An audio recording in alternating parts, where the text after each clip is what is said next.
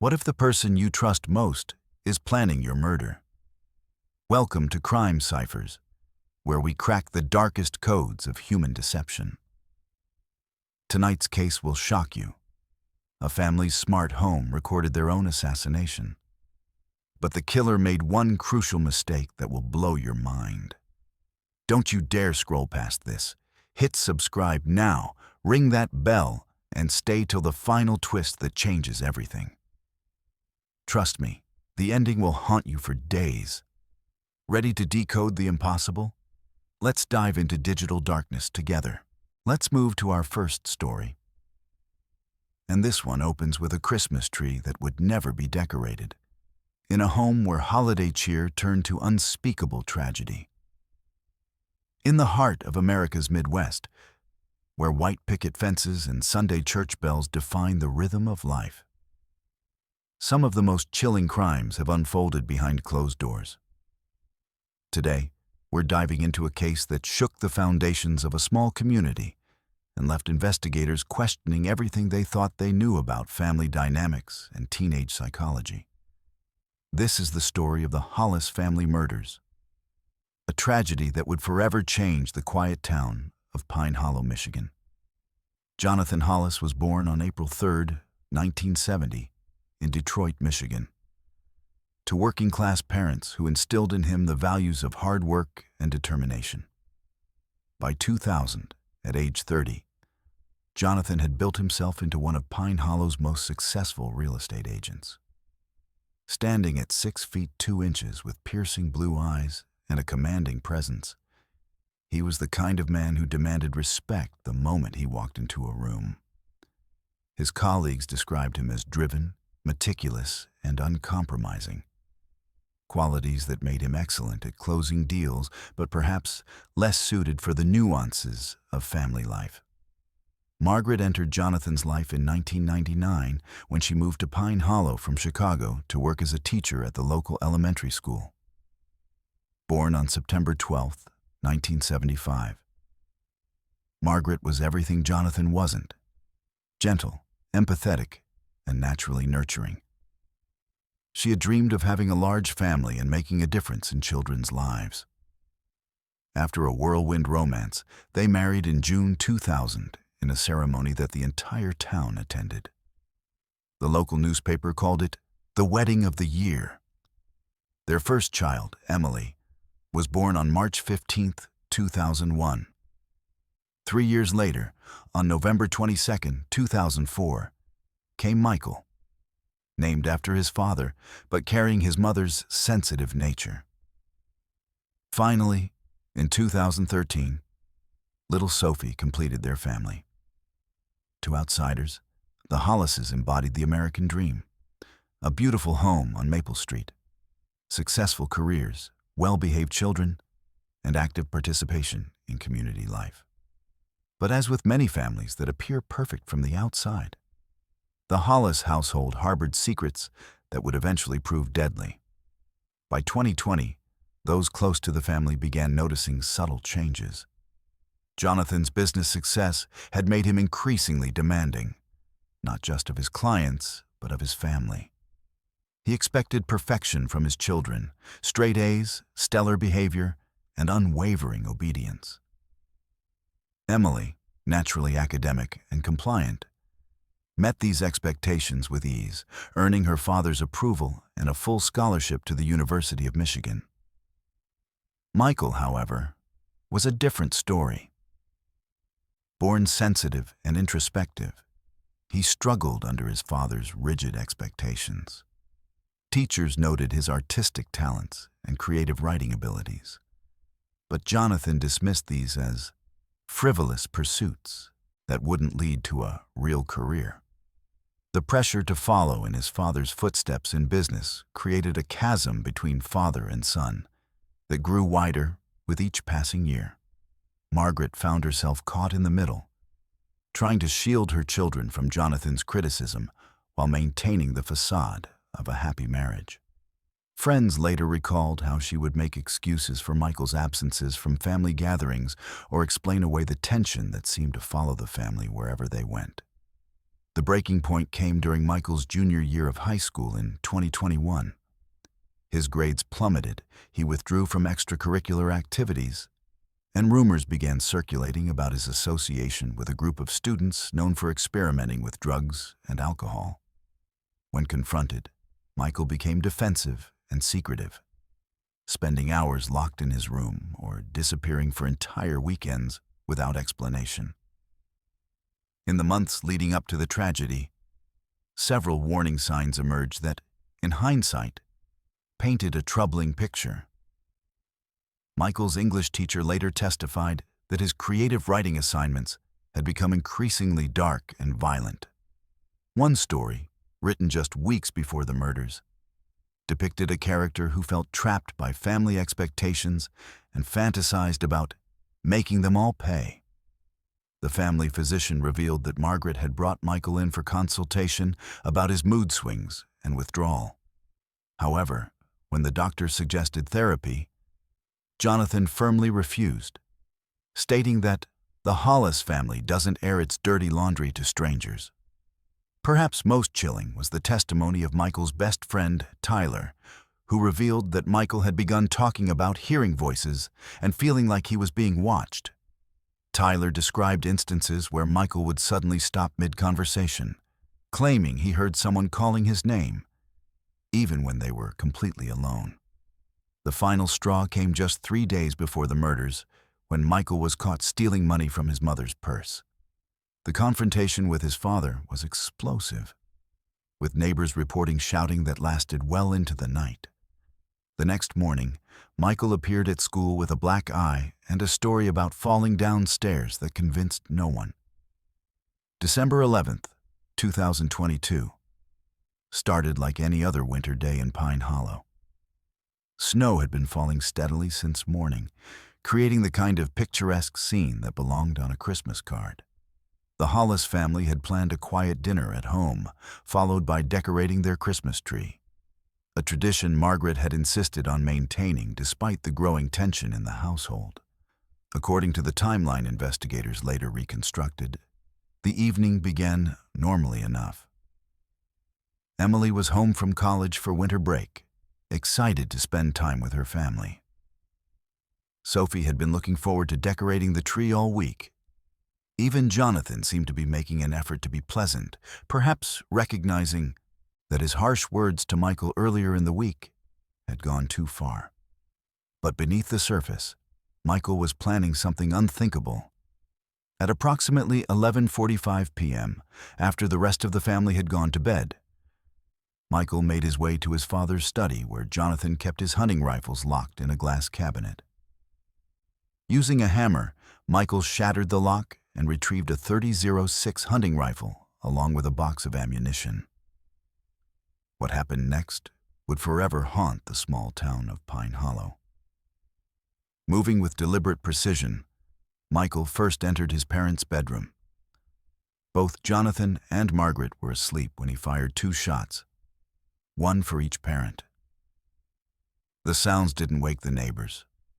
The thick snow provided natural sound dampening, and the houses on Maple Street were set back from each other, with mature trees providing additional barriers. Next, he moved to Sophie's room. The 9-year-old was found in her bed, clutching her favorite stuffed elephant. A single shot ended her young life before she ever knew danger was near.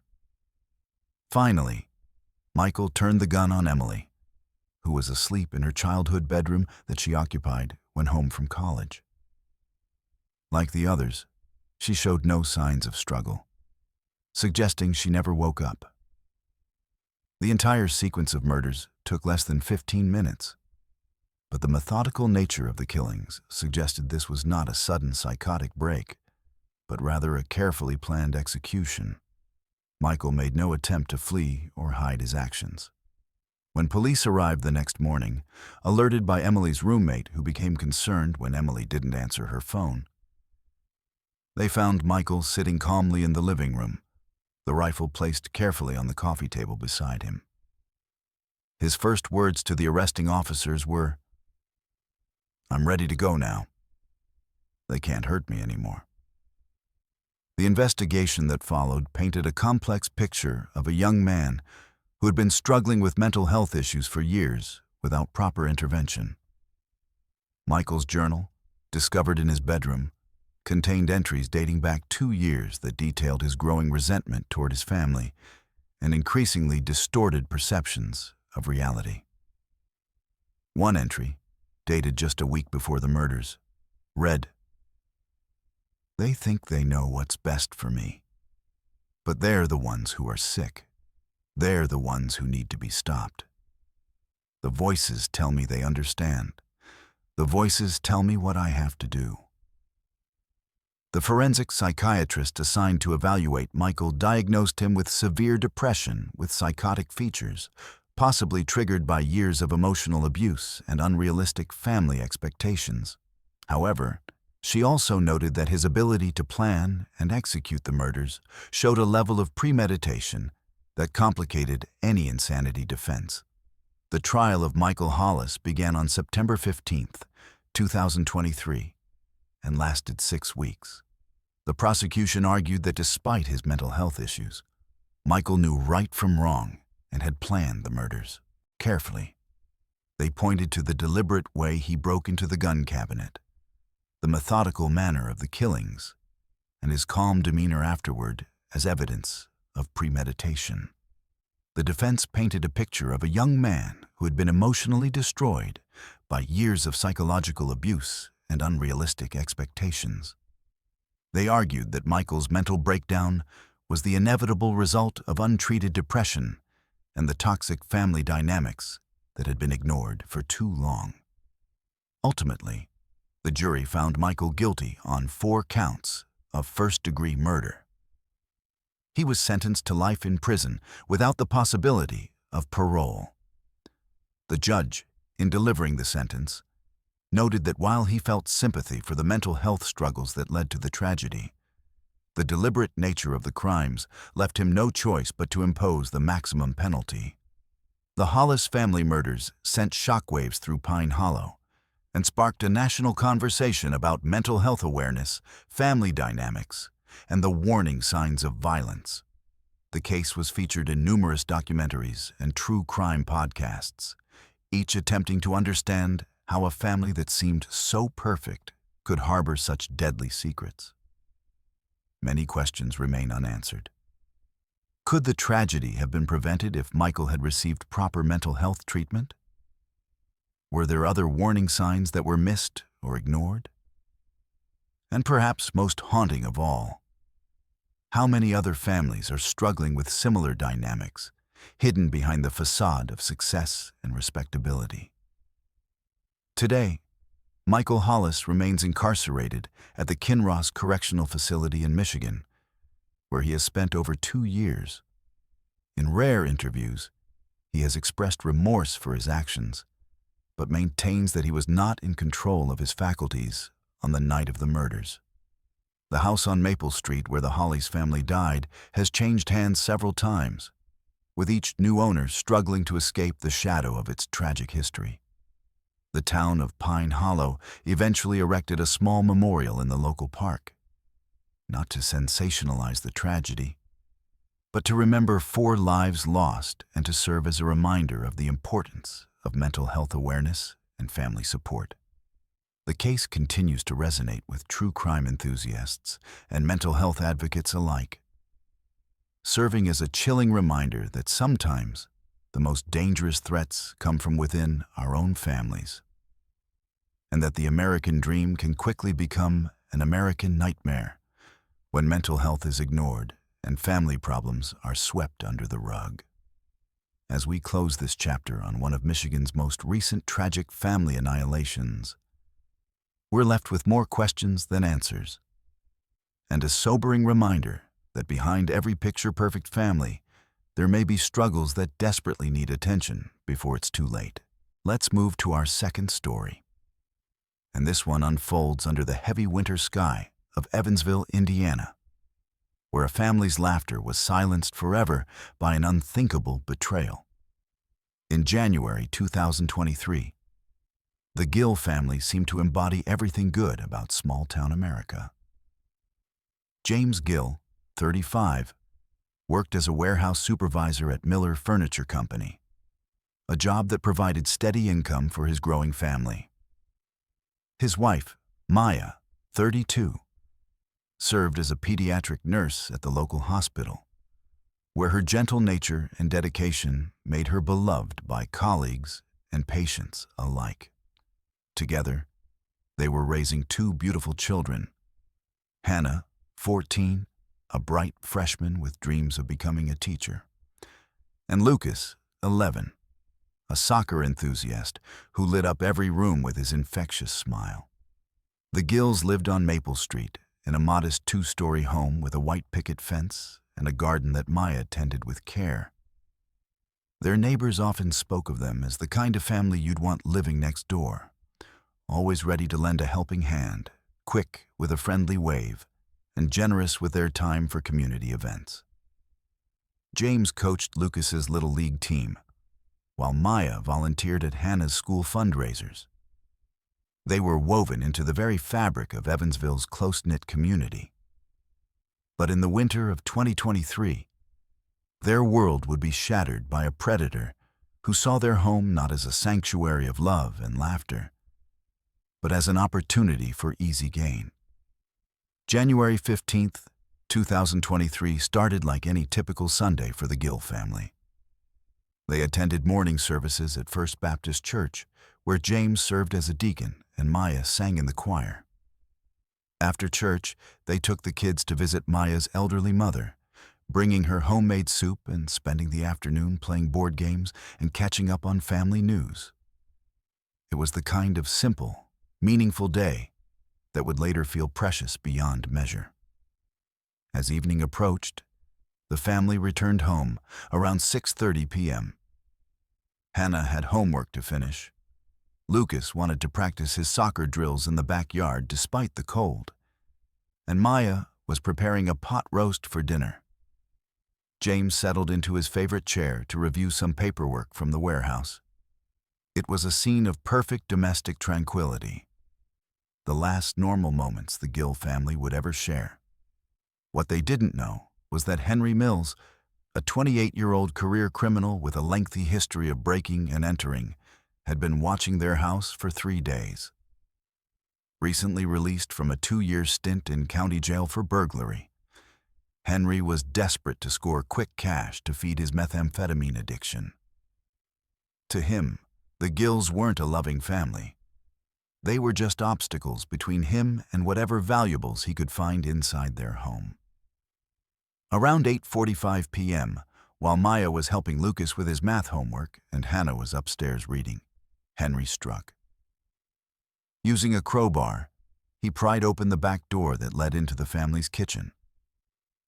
The sound of splintering wood alerted Maya immediately.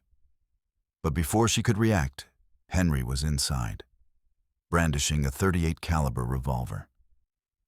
"Nobody move, nobody gets hurt," Henry commanded, his voice shaking with the effects of drug withdrawal and adrenaline.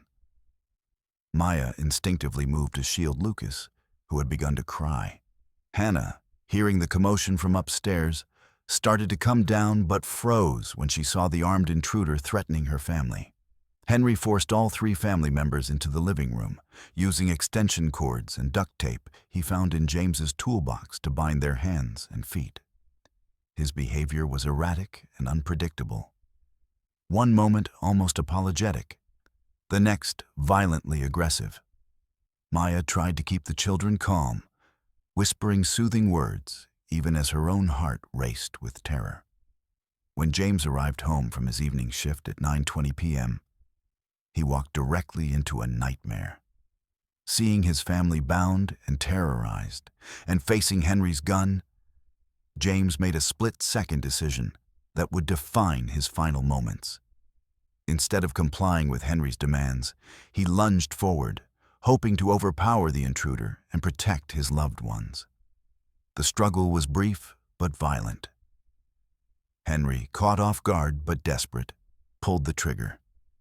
The first shot struck James in the shoulder, spinning him around but not stopping him. As James continued to fight, Henry fired again, this time hitting him in the chest. James collapsed near the front hallway, his strength fading as he looked toward his family one last time. What happened next would haunt the Evansville community for years to come. Henry, now panicked and realizing he had crossed a line from which there was no return, made a horrifying decision. He couldn't leave witnesses. In rapid succession, he shot Maya, Hannah, and Lucas, silencing their pleas and ending 4 beautiful lives in a matter of minutes. Henry then spent nearly an hour ransacking the house, stealing Maya's jewelry, James's wallet, and several electronic devices. He loaded everything into the family's own SUV and drove away, leaving behind a scene of unspeakable tragedy. The bodies weren't discovered until the following evening, when Maya failed to show up for her hospital shift and didn't answer her phone.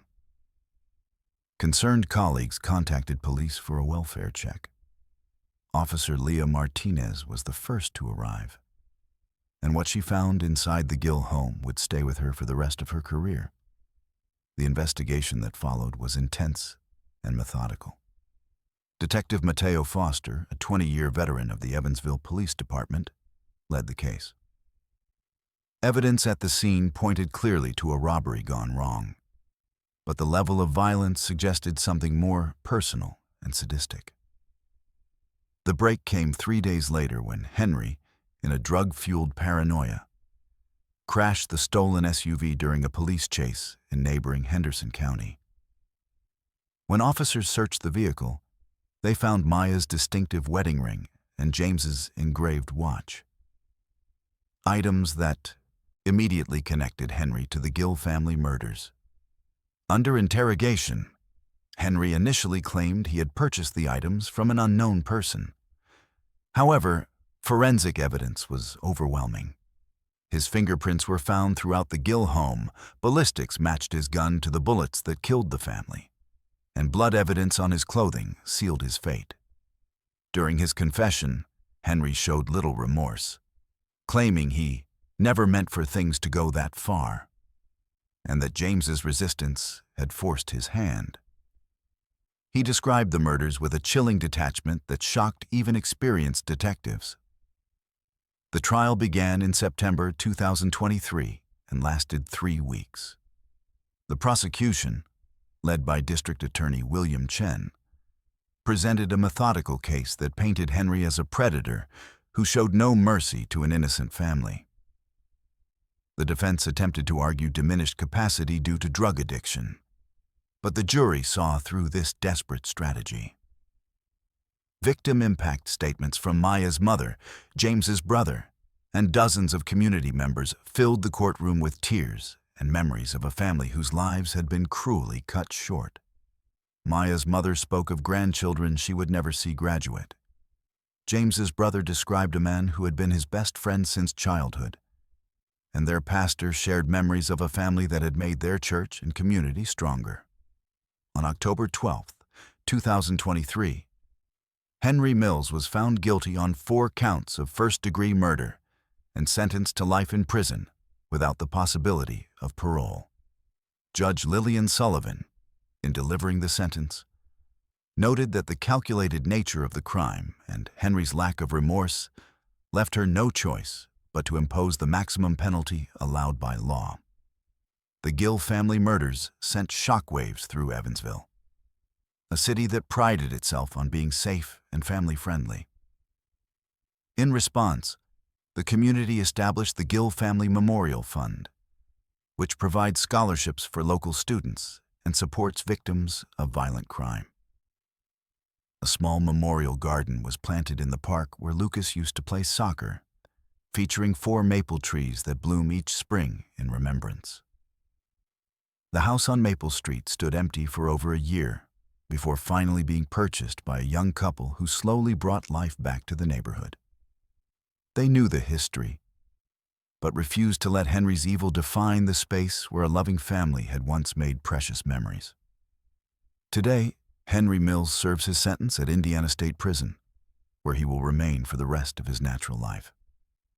The Gill family case stands as a stark reminder that evil can strike anywhere, even in the quietest neighborhoods where children play safely and neighbors trust one another. As we remember James, Maya, Hannah, and Lucas Gill, we honor not just their memory, but the love they shared and the positive impact they had on everyone who knew them. Their story reminds us to cherish our families, protect our communities, and never take for granted the precious gift of another day with those we love. In a world where senseless violence can shatter lives in an instant, the Gill family's legacy lives on through the kindness they showed others and the community that refuses to let their memory fade. Justice was served, but the pain of their loss will echo through Evansville for generations to come. Let's move to our third story. And this one crawls out of the shadows of rural Pennsylvania, where a family's Christmas morning became their final dawn. In December 2019, deep in the hills near Germantown, Pennsylvania, the Lawson family prepared for what should have been their most joyous Christmas celebration. Carlos, a tobacco farmer and devoted father of 7, had recently come into unexpected money from his crop harvest. For the first time in years, he could afford to give his family the Christmas they deserved. Carlos was born in 1970 to a family of modest means in rural Pennsylvania. By 2010, he had married Alina, a gentle woman known for her kindness and strong faith. Together, they raised 7 children: Connor, 16, Amira, 17, Ember, 12, Magnolia, 7, Juan, 4, Mateo, 2, and baby Mary, just months old. The Lawsons were considered a model family in their tight-knit rural community. Carlos worked hard to provide for his family through his tobacco farming, while Alina was beloved throughout the area for her charity work and active involvement in community events. Their children were well-behaved, regularly attended the local school, and participated actively in church activities every Sunday. However, beneath this picture of domestic harmony, serious problems were developing. Carlos had begun drinking heavily following the devastating 2017 crop failure caused by an early frost that destroyed most of his tobacco harvest. The financial strain from that loss, combined with the isolation of rural life and mounting family pressures, began taking a severe toll on his mental health and behavior. Alina worked tirelessly to keep the family together, managing all household responsibilities and caring for their 7 children while trying to shield them from their father's increasingly volatile moods. She took on extra work when possible and relied on government assistance to help make ends meet during the difficult financial period. Local neighbors would later report to investigators that they had noticed Carlos wandering alone through the woods near their property late at night, often muttering to himself and carrying his hunting shotgun. Other community members observed growing tension within the Lawson household, including heated arguments that could be heard from outside, and the noticeable absence of the younger children from local community gatherings and church events. On Christmas Eve, 2019, the family gathered around their modest Christmas tree as was their annual tradition. There were moments of laughter and joy as the children opened small gifts, and they made plans for Christmas Day church services. However, Carlos remained unusually quiet throughout the evening, participating minimally in the festivities while maintaining a distant, troubled expression that worried Alina. In the early morning hours of Christmas Day, 2019, the peaceful atmosphere was shattered when Carlos began what would become one of rural Pennsylvania's most shocking family murders. The killing spree began at dawn, when Carlos retrieved his 12-gauge shotgun from where it was kept in the house. Amira, his 17-year-old daughter, became the first victim. She was found near the barn, apparently shot while attempting to flee from the house when she realized what was happening. The violence continued as Carlos methodically moved through the house, targeting each family member. Ember, 12, and Magnolia, 7, were discovered in separate bedrooms, both victims of close-range shotgun blasts. The two youngest boys, Juan, 4, and Mateo, 2, were found in their shared bedroom where they had been sleeping peacefully when they were killed. The most heartbreaking discovery was Alina and baby Mary, found together near the kitchen. Alina's body was positioned as if she had been trying to protect her infant daughter in their final moments, but both had been shot at close range with a shotgun. Connor, the eldest son at 16, was spared from the massacre only because Carlos had sent him on an errand to deliver supplies to a neighboring farm early that Christmas morning. When Connor returned home later that day, he discovered the horrific scene that would haunt him for the rest of his life. The Stokes County Sheriff's Department responded to Connor's frantic emergency call and found one of the most brutal crime scenes in the region's history. The investigation revealed that after killing his family, Carlos had walked to a wooded area behind the house, placed the shotgun against his chest, and taken his own life. The funeral services were held at the local Methodist church where the family had been active members, drawing hundreds of mourners from across the region. Many attendees had to stand outside the small church building due to the overwhelming community response to the tragedy. Law enforcement conducted a thorough investigation, but found no clear motive for the murders. There was no evidence of serious financial problems that would have driven Carlos to such extreme violence, and neighbors reported no history of domestic abuse or threats against family members. Medical examiners noted signs of chronic depression and possible traumatic brain injury in Carlos, potentially from a farming accident that had occurred several months before the murders. Mental health specialists who reviewed the case suggested that Carlos may have suffered a severe psychological breakdown triggered by economic stress, social isolation, and untreated mental illness. The local community was devastated by the loss of the Lawson family. Memorial funds were established in the children's names to provide educational scholarships for local students and support services for struggling families in the area. Connor struggled with severe survivor guilt and trauma following the loss of his entire family. He was raised by relatives and eventually married and started his own family. But he never fully recovered from the psychological impact of that Christmas morning. Throughout his life, he maintained that there were aspects of his father's behavior in the weeks before the murders that suggested deeper problems that the family and community had failed to recognize. The Lawson family home stood empty for several years after the murders before eventually being demolished. The property was later sold, but the new owners had difficulty with curious visitors who came to see the site of the infamous Christmas Day massacre.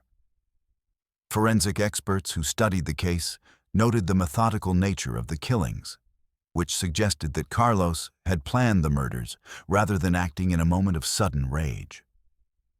The fact that he sent Connor away that morning indicated some level of premeditation and possibly an attempt to spare his eldest son from witnessing the violence. The case prompted discussions throughout rural Pennsylvania about mental health resources and support systems for isolated farming families facing economic hardship. Social workers and community leaders used the Lawson tragedy to advocate for better access to mental health services in rural areas, where such resources are often limited. In recent years, Pennsylvania's mental health outreach programs have referenced the Lawson case as an example of the importance of early intervention and community support for families experiencing crisis situations. The tragedy has become part of training materials for social workers and law enforcement officers working in rural communities. Today, nearly 5 years after the murders, the Lawson case remains one of Pennsylvania's most notorious family annihilation cases. The story continues to be studied by criminologists and mental health professionals seeking to understand the factors that can drive someone to commit such extreme violence against their own family members. The land where the Lawson home once stood has been reclaimed by nature, with wildflowers and grass growing over the foundation. Local residents have created an informal memorial site where they leave flowers each Christmas in memory of the 7 family members who lost their lives that morning. Connor's advocacy work has helped establish new programs in rural Pennsylvania focused on identifying and assisting families facing mental health crises before they escalate to violence. His efforts ensure that his family's tragedy serves as a catalyst for positive change in community support systems. The Lawson family murders serve as a sobering reminder that mental health struggles can affect anyone, regardless of their standing in the community or outward appearance of stability. The case emphasizes the critical importance of recognizing warning signs and providing appropriate intervention and support before family crisis situations escalate to violence.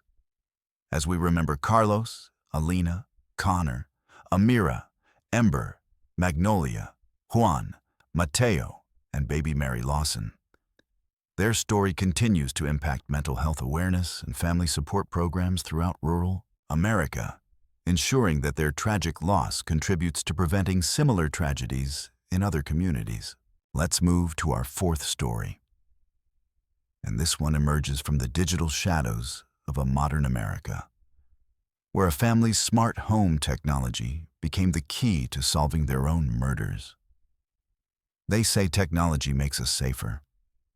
But for the Aaron family of Austin, Texas, their cutting-edge home security system would become both witness and prosecutor in one of the most technically complex murder cases in recent history.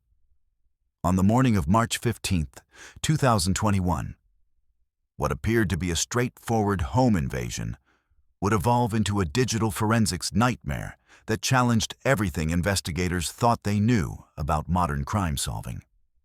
The Aaron family seemed to embody the American dream of technological prosperity. Aaron, 38, worked as a cybersecurity consultant for major tech companies, while his wife Iris, 35, managed digital marketing campaigns for Austin startups. Their children, Theo, 12, and Emery, 9, were digital natives who moved seamlessly between virtual and physical worlds. The family had invested heavily in smart home technology, with internet-connected cameras, door locks, thermostats, and even a refrigerator that could order groceries automatically. Their home in the affluent Westlake Hills neighborhood was a showcase of modern living. Motion sensors tracked movement through every room. Voice assistants responded to family commands, and security cameras recorded in ultra-high definition. Aaron often joked to neighbors that their house was more computer than building, a statement that would prove prophetic in the investigation that followed. On March 14, 2021, the family followed their typical evening routine. Aaron worked late in his home office, analyzing security protocols for a Fortune 500 client. Iris helped the children with homework while streaming a cooking show on the kitchen display. Theo practiced violin in his room while Emery played educational games on his tablet. By 9:30 p.m., the children were in bed, and Aaron and Iris settled in for a Netflix documentary about cybercrime. The irony of this choice would not be lost on investigators. What happened next was captured in excruciating digital detail by the very technology the family trusted to protect them. At 11:47 p.m., motion sensors detected unusual movement in the backyard. Security cameras recorded a figure dressed entirely in black approaching the house from the wooded area behind their property. The intruder's face was obscured by a ski mask, but his movements suggested familiarity with the property layout. Most disturbing of all, he seemed to know exactly where the cameras were positioned, carefully avoiding their direct view while staying just within their peripheral range. The smart door lock on the back entrance recorded an access attempt at 11:52 p.m. Instead of forcing entry, the intruder entered a 6-digit code that unlocked the door immediately. This code was known only to family members and had never been shared with housekeepers, contractors, or even close relatives. Once inside, the killer moved with methodical precision. Home automation logs showed lights being turned on and off in sequence as he progressed through the house. The family's voice assistant recorded ambient sounds throughout the attack, capturing Aaron's desperate attempts to call for help and Iris's screams as she tried to reach the children's rooms. Aaron was attacked first in his home office, where he was found with severe blunt force trauma from what appeared to be a crowbar. Digital forensics later revealed that his computer was accessed during the attack, with someone attempting to download encrypted files related to his cybersecurity work. Iris was discovered in the hallway outside the children's bedrooms, apparently killed while trying to protect Theo and Emery. Both children were found in their rooms, victims of the same brutal weapon. The killer spent approximately 47 minutes inside the house, as documented by the continuous stream of data from connected devices. Motion sensors tracked his movement between rooms, smart locks recorded when he opened and closed doors, and even the home's thermostat registered temperature changes caused by opened windows and increased activity. Most chilling of all, the family's smart doorbell captured crystal-clear footage of the killer leaving the property at 12:39 a.m. Despite the high-definition video quality, his face remained completely concealed. However, the camera's audio sensors picked up something investigators initially dismissed as background noise, but would later prove crucial: the distinctive sound of a motorcycle engine starting in the distance. The investigation revealed a staggering amount of digital evidence. The home's Wi-Fi network logs showed 23 different connected devices had recorded data during the murders. Cloud storage contained over 4 hours of audio recordings, 67 high-resolution photographs automatically taken by security cameras, and thousands of individual data points from various sensors and smart devices. FBI digital forensics experts called it the most comprehensively documented crime scene in American history. Every movement, sound, and action had been recorded, time-stamped, and uploaded to secure servers. Yet despite this unprecedented level of documentation, identifying the killer proved maddeningly difficult. The breakthrough came from an unexpected source: Aaron's professional background in cybersecurity. Investigators discovered that he had been working on a case involving corporate espionage, where competitors were stealing trade secrets through sophisticated hacking operations. 3 weeks before his death, Aaron had identified vulnerabilities in a major tech company's security system that could have saved them millions in potential theft. Digital analysis of the killer's behavior inside the house revealed technical knowledge that suggested familiarity with smart home systems. He had systematically disabled certain cameras while leaving others running, creating gaps in surveillance that required intimate understanding of the network architecture. Most telling of all, he had accessed Aaron's computer using administrative passwords that were never written down or shared. The investigation expanded to examine Aaron's professional contacts and recent cybersecurity projects.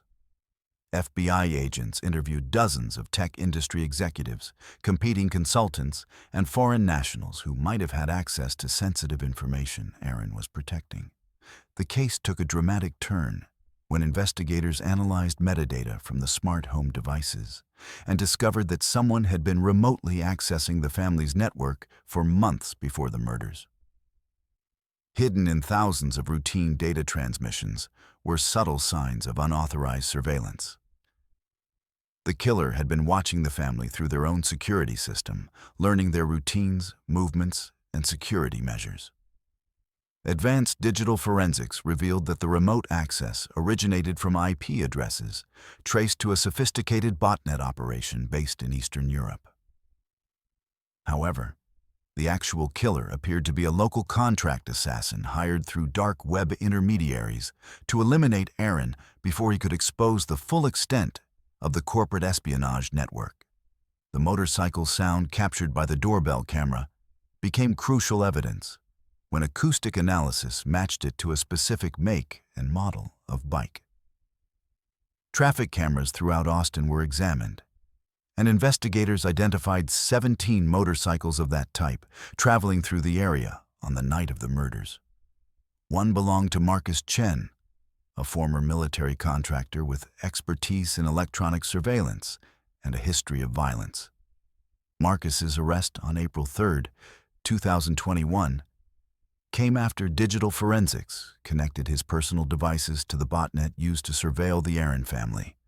His laptop contained detailed floor plans of their home, screenshots from their security cameras, and encrypted communications with overseas handlers who had hired him to eliminate Aaron. During interrogation, Marcus revealed the sophisticated nature of the operation. He had been paid $200,000 to kill Aaron and make it appear as a home invasion. The corporate espionage network had identified Aaron as a threat to their multi-million-dollar operation and wanted him eliminated before he could expose their activities to federal authorities. The trial, which began in September 2022, featured unprecedented use of smart home data as evidence. Prosecutors presented a minute-by-minute reconstruction of the murders using audio recordings, sensor data, and video footage from the family's connected devices. Defense attorneys argued that the digital evidence was unreliable and could have been manipulated. But forensics experts testified that the data had been automatically encrypted and uploaded to secure cloud servers, making tampering virtually impossible. Marcus was convicted on 4 counts of first-degree murder and sentenced to life in prison without parole. His handlers in the corporate espionage network were never apprehended, as they operated from countries without extradition treaties with the United States. The Aaron case fundamentally changed how law enforcement approaches digital evidence in violent crimes.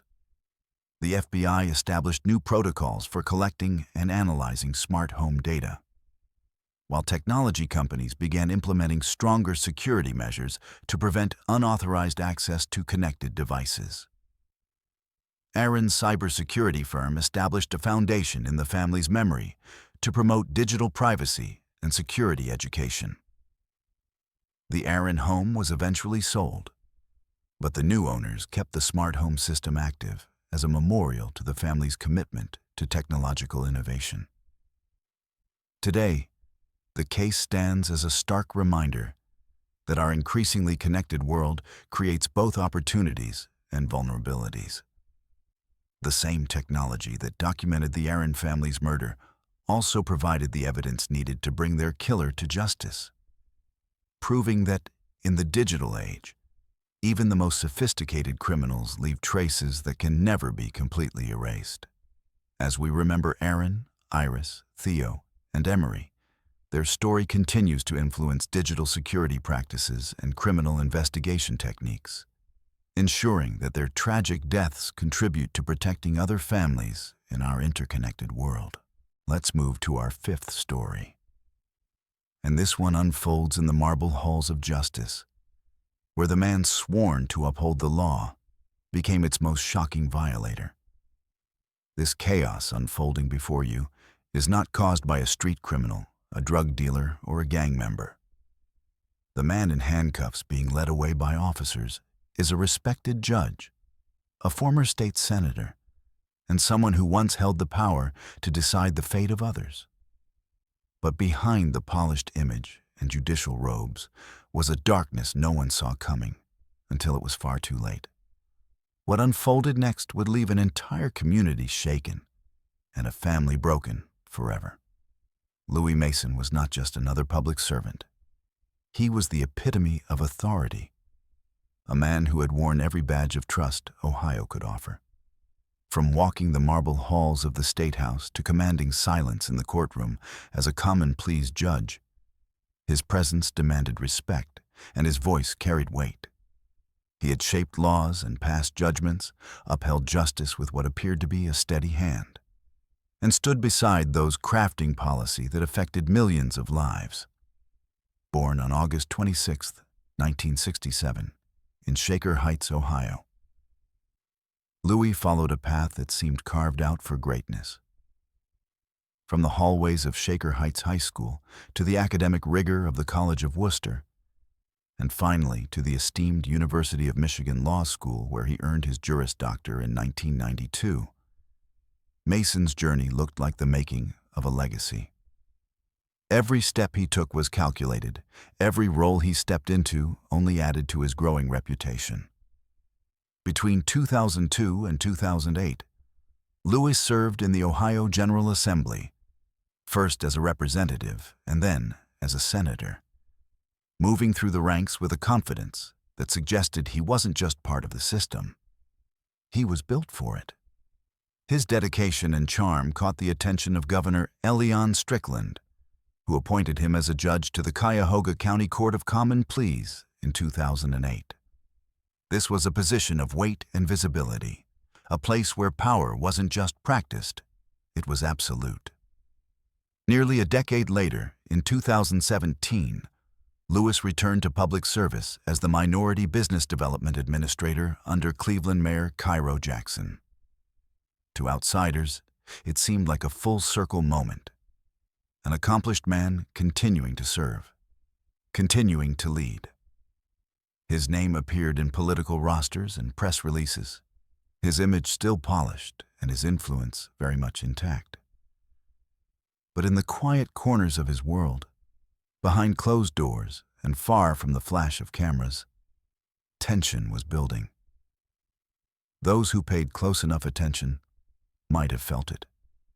The way his polished smile sometimes didn't reach his eyes, the flicker of something dark beneath the calm exterior. No one asked, and he never said. But the air around him began to shift, slowly at first, like the hush before a storm. Then one day, that storm came crashing down with devastating force. August 2nd, 2014, was a sweltering summer day when the carefully constructed image of Louis Mason began to crumble. He wasn't wearing his judicial robes that day. He wasn't behind a bench delivering verdicts. He was behind the wheel of a car with his wife Amaya beside him and their children in the back seat. What should have been just another family drive turned into a nightmare that would foreshadow even darker events to come. Without warning, the calm shattered. Louis began pummeling his wife with his fists, 20 savage blows, one after another, as if he had lost all sense of control and humanity. But he didn't stop there. With their terrified children watching from the back seat, he grabbed Amaya's head and slammed it into the car's center console 5 brutal times. The force was enough to leave her dazed, bloodied, and desperately trying to escape. When she managed to get out of the vehicle, he followed her. He bit her. He threatened her. His rage didn't cool. It followed her like a predator locked onto its prey, even outside the confines of the car where she thought she might find safety. The aftermath revealed something even more chilling.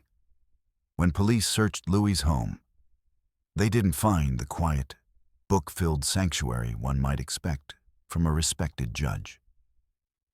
Instead, they discovered what looked like a war zone. Shotguns, semi-automatic rifles, handguns, smoke grenades, a bulletproof vest, a sword, and more than 2,500 rounds of ammunition. It looked less like the home of a public servant and more like the stockpile of someone preparing for combat. That brutal attack should have been a wake-up call for the justice system Louis had once served. Instead, it became a masterclass in how power protects power, even when it comes at the expense of a woman's life and children's safety. Despite the severity of his crimes, fracturing Amaya's orbital bone so badly she required surgery, terrorizing his children, and stockpiling an arsenal that suggested premeditation, Lewis received what can only be described as a slap on the wrist. Why such leniency for such horrific violence? Because powerful people lined up to shield him, vouch for him, and smooth his path back to freedom. U.S. Representative Isabel Fudge called him a good man who made a very bad mistake. Letters poured in from politicians, attorneys, and judges, all speaking about his character, his decades of service, his sterling reputation. In this chorus of support, the victim, Amaya Fraser, barely seemed to factor in. That collective influence worked exactly as intended. Louis received just 2 years in prison and was released after serving only 9 months. 9 months for disfiguring a woman in front of her children. 9 months for terrorizing a family. 9 months for stockpiling weapons, like someone preparing for war. But this story was far from over. In fact, the worst was yet to come. November 17th, 2018, was supposed to be like any other day. But for Amaya Fraser, it would be her last. The former spouses were scheduled to meet at a predetermined location, the house owned by Louis Mason's sister Olive, to handle custody arrangements for their children. It was meant to be a routine exchange, the kind that happens in divorced families across America every day. But Louis had already decided Amaya's fate that morning. He arrived not as a co-parent, but as an executioner. With their 2 children, Cohen and Nash, present and helpless to intervene, Louis attacked Amaya with a knife. The sound of the blade cutting through the air was drowned out by the agonizing screams of their children as they watched their mother being murdered before their eyes. They cried out for her, but it was already too late. After the brutal stabbing, Louis fled the scene, stealing Amaya's SUV and speeding away in a desperate attempt to escape the consequences of his actions. His reckless flight didn't last long. He collided with a police cruiser, slamming into it with brutal force and injuring the officer inside. Even then, he kept running, as if he could somehow outrun the magnitude of what he had done. Inside the house, Louis's own sister Olive was on the phone with 911, her voice shaking with disbelief as she reported the unthinkable. He stabbed her, and she is dead. Meanwhile, in the background, Cohen and Nash's sobs provided haunting evidence of the horror that had just unfolded. A soundtrack of trauma that would follow them for the rest of their lives. When police finally cornered Louis, he was bleeding from injuries sustained during the crash. Body camera footage captured the arrest, showing a man who had once commanded courtrooms now on his knees, surrounded by the very law enforcement officers he had worked alongside for decades. The trial that followed became a reckoning not just for Louis Mason, but for the entire system that had enabled his violence.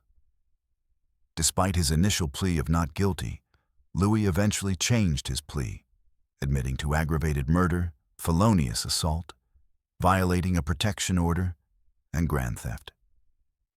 His reasoning was telling. There was no way I was going to let my daughter testify against me. Even in his moment of supposed accountability, Louis's primary concern wasn't the woman he had killed or the children he had traumatized.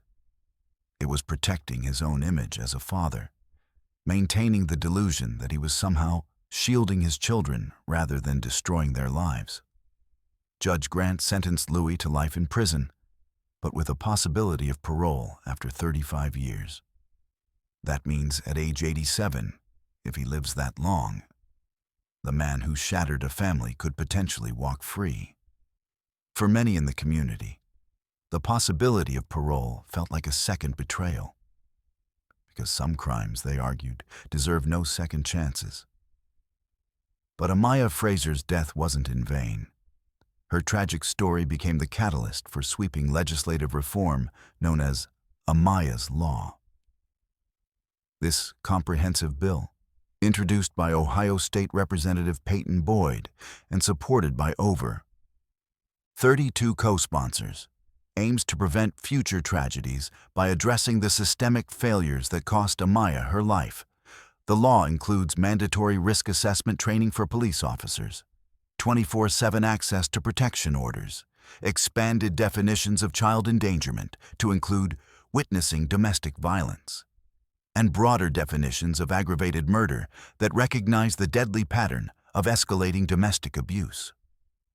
It's designed based on one simple truth. Domestic violence homicides are predictable, and the system can do better at preventing them. The statistics that drove this legislation are sobering. Nearly 112 Ohioans died from domestic violence in a single year. Nearly half of domestic violence victims in Cleveland are at high risk of being killed. In Cuyahoga County, only 1 in 3 abusers ever spend a single day in jail. These numbers represent real people, real families torn apart by violence that could have been prevented. Amaya Fraser did everything right. She left her abuser. She got help. She followed the legal steps. She had a protection order in place. But the system that was supposed to protect her failed catastrophically, not once, but twice. First, when it gave Louis a meaningless sentence for his initial attack, and then when it couldn't prevent him from carrying out his ultimate threat. The Louis Mason case stands as a stark reminder of how power can corrupt, how privilege can shield perpetrators, and how the very institutions meant to protect victims can become complicit in their destruction. It's a story about the deadly consequences of treating domestic violence as a private family matter rather than the serious crime it is. As we remember Amaya Fraser, devoted mother, beloved teacher, and victim of an unthinkable betrayal, we must also remember the lessons her death teaches us. Power without accountability is dangerous. Patterns of violence escalate when left unchecked. And sometimes the greatest threat to justice comes from within the very system sworn to uphold it. Today, the fight for Amaya's law continues, representing hope that her death might prevent others. Because in the end, the measure of justice isn't just whether perpetrators are punished, it's whether future victims are protected. And that protection requires not just laws, but the courage to enforce them, regardless of who the perpetrator might be. Let's move to our 6th story. And this one unfolds in the Silicon Valleys of California, where cutting-edge technology became both shield and witness to unthinkable horror. On November 12, 2022, at approximately 11:47 p.m., a smart home security camera in Willow Creek, California, captures something chilling in its high-definition feed. A figure dressed entirely in black approaches a modern suburban home. But this isn't a late-night delivery or a concerned neighbor.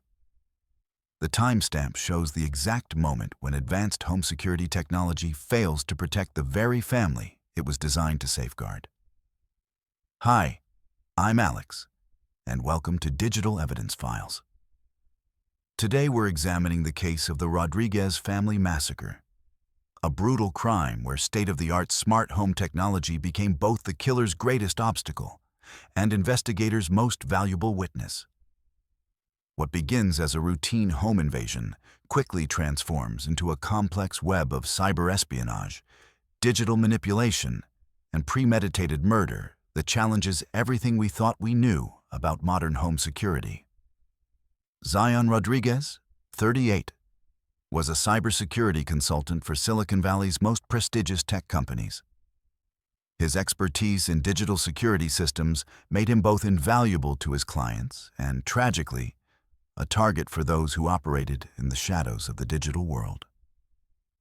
His wife, Rose, 35, worked as a pediatric surgeon at Stanford Children's Hospital, where her skill and compassion had saved countless young lives. Together, they were raising 2 children.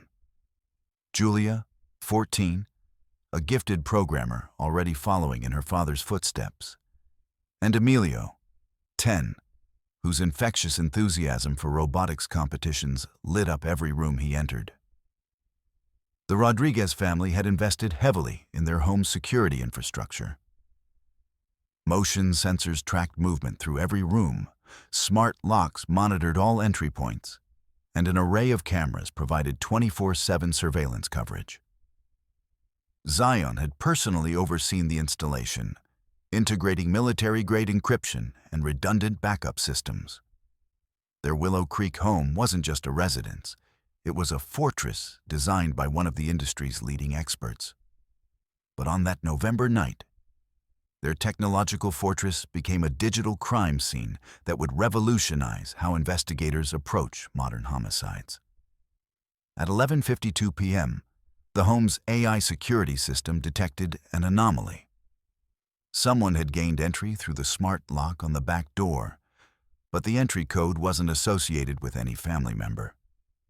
More disturbing still, the digital logs showed that this code had been generated remotely just minutes before its use, suggesting sophisticated hacking capabilities that few criminals possessed. Inside the house, Zion was working late in his home office, analyzing security vulnerabilities for a major tech company's cloud infrastructure. Rose was preparing for an early morning surgery, reviewing patient files in their bedroom. Julia was asleep in her room, exhausted from a coding competition, while Emilio dreamed peacefully surrounded by his collection of robot toys. The intruder moved through the house with disturbing precision, avoiding direct camera angles while staying just within range of motion sensors. This wasn't random violence. It was choreographed execution by someone intimately familiar with the home's security layout. Zion became aware of the intrusion when his office security monitor displayed an alert from the kitchen cameras.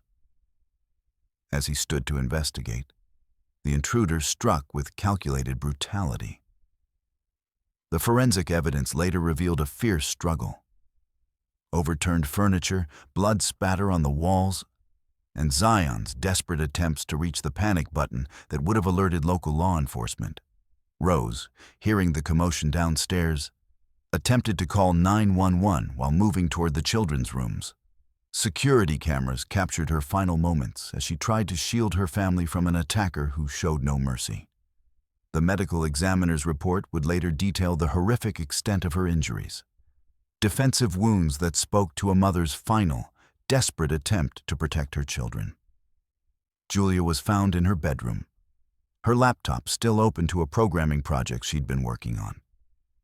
The crime scene suggested she had tried to hide, using skills her father had taught her about digital security.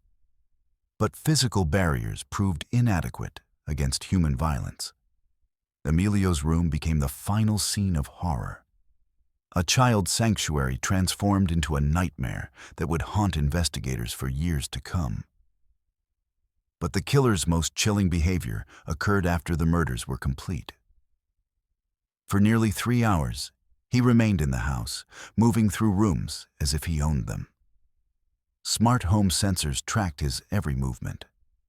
He accessed the kitchen refrigerator, consumed food, used the bathroom facilities, and even triggered the home's voice assistant to play music while he methodically searched through Zion's office files. This wasn't random post-crime behavior. It was systematic evidence gathering by someone who understood exactly what they were looking for. The break in the case came from an unexpected source. The very technology that had failed to protect the family became instrumental in identifying their killer. Digital forensics experts analyzed 3 terabytes of data from the home's connected devices, creating a minute-by-minute reconstruction of the night's events that was unprecedented in criminal investigations. The killer had made a crucial mistake. While expertly avoiding direct camera surveillance, he hadn't accounted for the smart home's environmental sensors. Temperature fluctuations, air quality measurements, and even the home's smart thermostat had recorded data that created a digital fingerprint of his presence and movements. More damaging still was the evidence left behind through his interaction with the home systems. Fingerprints on touch screens, DNA evidence on voice-activated devices, and digital traces from his smartphone connecting to the home's Wi-Fi network created an evidence trail that traditional criminals never could have imagined. The investigation revealed that Marcus Chen, 34, a former military cybersecurity specialist turned private contractor, had been hired through dark web channels to eliminate Zion before he could expose a multinational cyber-espionage operation. Chen's background in electronic warfare had given him the skills to bypass the home security systems, but it had also made him overconfident in his ability to avoid detection. Phone records placed Chen in the area on the night of the murders. More critically, digital forensics linked his personal devices to the malware used to generate the entry code for the Rodriguez home. Bank records showed payments from shell companies connected to the cyber-espionage ring that Zion had been investigating. The prosecution's case was built on a foundation of digital evidence that was both overwhelming and technologically sophisticated. They presented AI-enhanced crime scene reconstructions, biometric analysis from smart home sensors, and a complete digital timeline that accounted for every second of Chen's presence in the house. Chen's defense team argued that the digital evidence could have been manipulated. But cybersecurity experts testified that the home security systems included blockchain-based verification that made tampering virtually impossible. The encryption keys, backup systems, and distributed storage meant that the digital evidence was more reliable than traditional physical evidence. During the trial, prosecutors revealed the full scope of the cyber-espionage operation that had targeted Zion. His consulting work had uncovered vulnerabilities being exploited by foreign actors to steal intellectual property from American tech companies. The value of the information being protected was estimated in the hundreds of millions of dollars, providing clear motive for eliminating the one person capable of exposing the entire network. The jury deliberated for just 6 hours before returning guilty verdicts on all counts. In March 2024, Marcus Chen was sentenced to life in prison without the possibility of parole for the murders of Zion, Rose, Julia, and Emilio Rodriguez. But the Rodriguez case impact extended far beyond the courtroom. It became a watershed moment for digital forensics, demonstrating how smart home technology could serve as an unblinking witness to criminal activity. Law enforcement agencies across the country began developing new protocols for collecting and analyzing digital evidence from connected devices. The case also sparked national conversations about cybersecurity and the vulnerabilities inherent in our increasingly connected lives. Tech companies began implementing stronger security measures for smart home systems. While Congress held hearings on protecting cybersecurity, professionals who exposed threats to national security, the Rodriguez family's home was eventually demolished.